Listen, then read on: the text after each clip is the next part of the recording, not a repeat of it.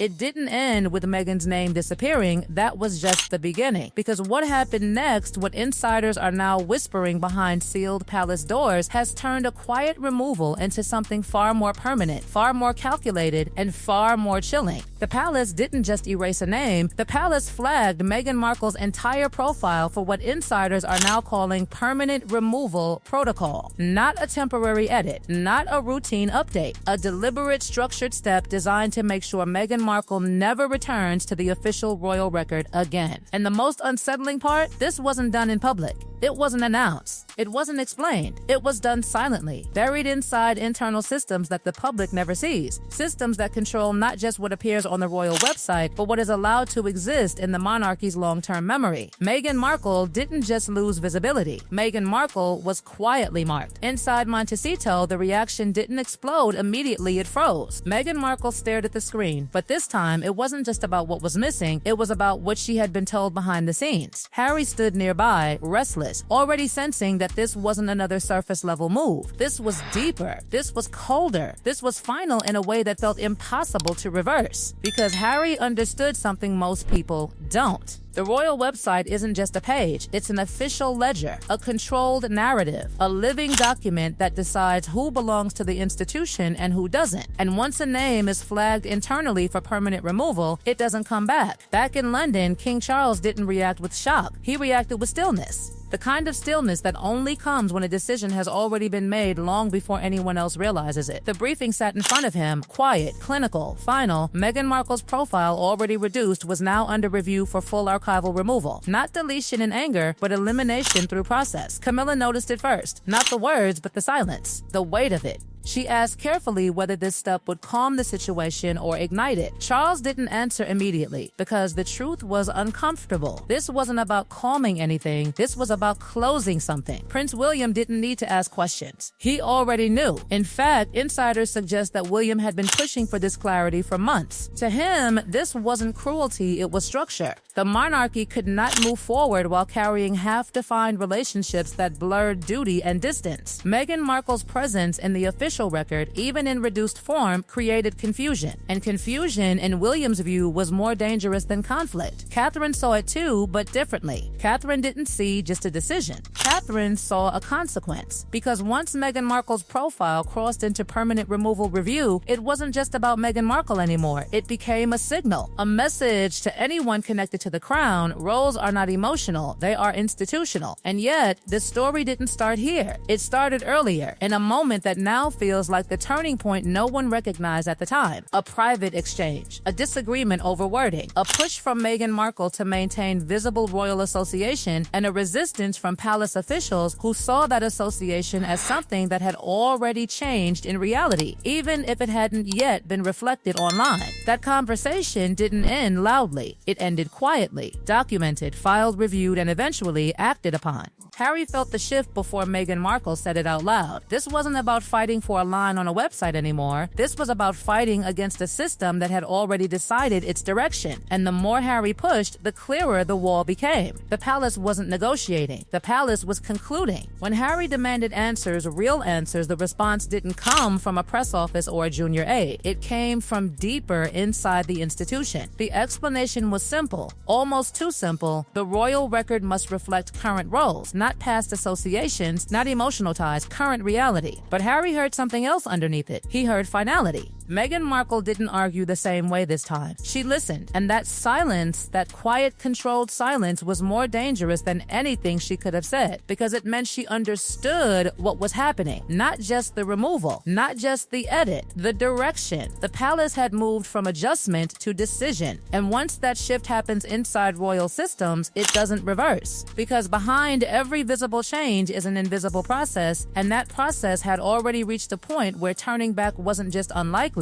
it was almost impossible. And just as the world was still reacting to the disappearance of Meghan Markle's name, another question started to surface quietly, almost unnoticed. If Meghan Markle's profile was being flagged for permanent removal, the palace didn't confirm it. The palace didn't deny it. And that silence, that carefully measured silence, only made the situation feel more deliberate, more controlled, and far more final than anyone inside Montecito wanted to admit. Because once Meghan Markle's profile entered that internal category flagged, reviewed, reviewed and quietly prepared for permanent removal, it triggered something far bigger than a website change. It triggered a chain reaction across the entire royal system. Harry felt it immediately, not through headlines, not through statements, through absence. Calls that once received guarded responses now returned nothing. Channels that once stayed slightly open narrowed, then tightened, then almost disappeared. Harry wasn't just reacting to what had been removed, Harry was reacting to what was no longer reachable. Meghan Markle saw it from a different angle. Meghan Markle understood optics. Meghan Markle understood narrative. And what terrified Meghan Markle wasn't just the removal, it was the restructuring of perception. Because once the palace updates its official record, the public doesn't just follow, the public adapts. And adaptation turns into belief faster than anyone expects. Back in Buckingham Palace, King Charles carried the weight of something no statement could soften. The decision had crossed from symbolic into structural. Meghan Markle was no longer being managed as a complicated extension of the royal family. Meghan Markle was being processed as a closed chapter within the institution itself. And King Charles knew exactly what that meant. It meant there would be no easy reversal, no quiet correction, no late-night compromise to soften the blow. Camilla watched King Charles closely during those private moments. Camilla didn't celebrate the shift. Camilla measured it, because Camilla understood that once the palace defines something as final internally, it doesn't reopen it emotionally. And that was the part no one outside the palace could fully see. The decision wasn't driven by anger, it was driven by exhaustion. Years of tension, negotiation, public pressure, and private strain had reached a point where the institution chose clarity over connection. Prince William didn't hesitate. Prince William didn't soften the interpretation. Prince William saw the flag status of Meghan Markle's profile as necessary, not personal necessary.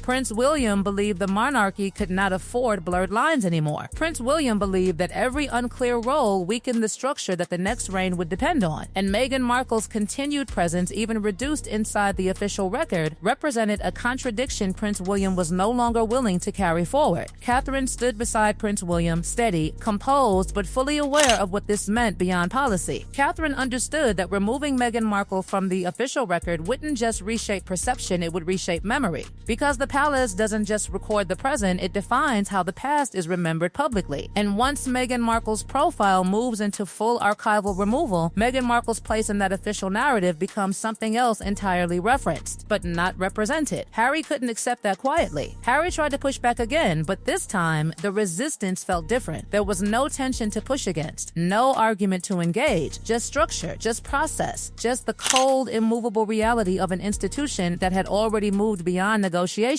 And Harry realized something in that moment that hit harder than any headline. This wasn't a fight anymore. It was a conclusion. Meghan Markle didn't shout. Meghan Markle didn't break down. Meghan Markle went quiet again. And that silence carried something heavier than anger. Because Meghan Markle understood that once the palace reframes your role internally, the outside world eventually follows. Meghan Markle wasn't just losing a page. Meghan Markle was losing positioning. King Charles faced the most difficult part alone. Not in public, not in front of cameras, but in those private moments where the line between monarch and father becomes impossible to separate. King Charles had allowed the process to move forward. King Charles had accepted the recommendation. King Charles had chosen institutional clarity over emotional ambiguity. But that choice didn't come without cost. And King Charles knew the cost wasn't just public reaction, it was personal distance that might never fully close again. Meanwhile, the palace machinery kept moving, quietly, efficiently, without spectacle. Internal reviews continued, language was refined, references were evaluated.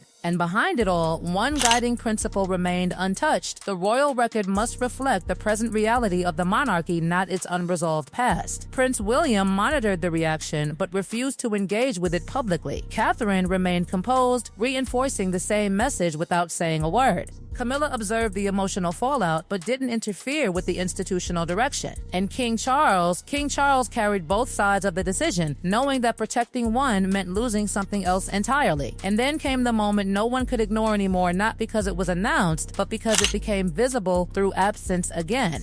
Mentions that once lingered quietly began to thin out. References became more general. Language became more distant. It wasn't a single dramatic cut, it was a gradual, controlled withdrawal. And that made it even more powerful. Meghan Markle saw it happening in real time. Harry felt it tightening around them. And for the first time, neither Meghan Markle nor Harry could point to a single action and say, that's the moment. Because the moment wasn't loud. The moment was continuous. The palace hadn't just removed Meghan Markle's name, the palace had changed the way Meghan Markle would exist in the royal story going forward. Not erased, not forgotten, but no longer officially held inside the structure that defines what the monarchy shows the world. And as the dust settled, one question refused to disappear. Not inside the palace, not inside Montecito, not even among those watching from a distance. If Meghan Markle's profile could be flagged, reduced, and quietly prepared for permanent removal without a public announcement,